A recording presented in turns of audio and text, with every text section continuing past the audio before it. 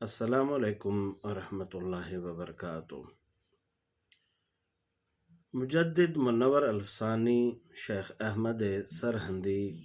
نقش بندی قدس سرہ العزیز مکتوبہ شریف جلد اول حصہ 100 میں فرماتے ہیں کہ کسے کے حضرت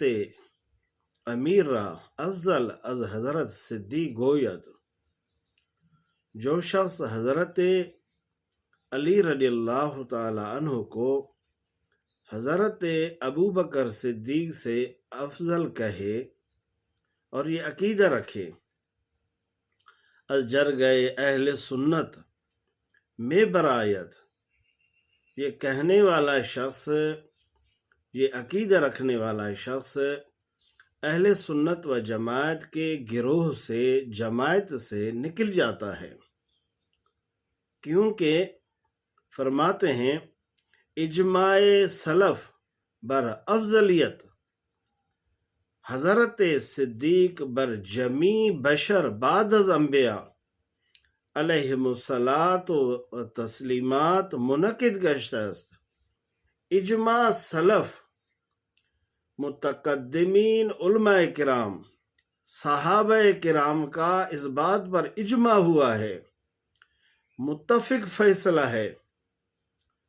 کہ حضرت ابو بکر صدیق انبیاء کے بعد، رسول کے بعد تمام بشر سے افضل ہیں، اس بات پر اجماع ہوا ہے۔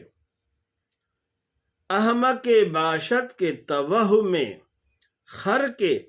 این اجماع نمایت، وہ بڑا جاہلی شخص ہوگا احمق باشد کے توہم میں خر کے اجماع نمایت، جو اس اجماع کے خلاف کرنے کی کوشش کرتا ہے، وہم کرتا ہے۔ جو شخص اس اجماع کے خلاف کرنے کی کوشش کرتا ہے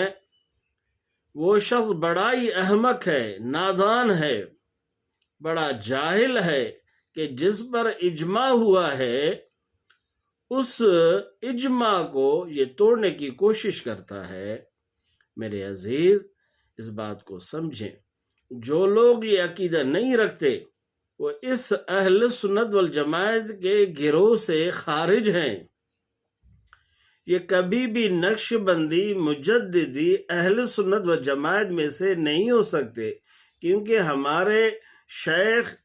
ہمارے سالار، ہمارے رہبر و رہنما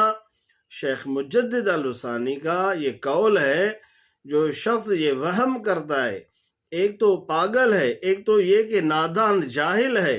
اور دوسری بات سب سے اول یہ ہے کہ اہل سنت والجماعت سے نکل جاتا ہے۔ عقیدہ یہی رکھنا چاہیے جس پہ اجماع ہوا ہے، وہ یہ ہے کہ حضرت ابو بکر صدیق کی افضلیت اجماع صحابہ، تابعین، تبع تابعین، تمام جمہور علماء کرام سے ثابت ہے۔ اللہ ہمیں اس اجماع پر ثابت قدمی نصیب فرمائے۔ فقیر ابن صدیق محمد حضور بخش مجددی کو اپنے دعا میں یاد رکھیں۔ والسلام، خدا حافظ۔